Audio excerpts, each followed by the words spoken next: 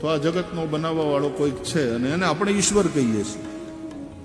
પણ એ ક્યાં છે, ક્યાં રહેતો હશે, કેવો છે, તમે જોયો છે?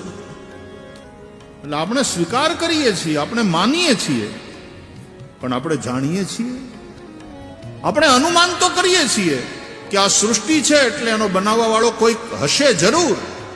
જેણે પૃથ્વી તણો પિંડો કર્યો ઈ રજલાભ તો ક્યાંથી હશે, અને જગચાક ફેરવનાર ઈ કુંભાર બેઠો ક્યાં હશે. કલ્પના કરીએ છીએ, અનુમાન લગાવીએ છીએ, પણ અનુભવ છે? ઈશ્વર આપણા માટે અનુમાન છે,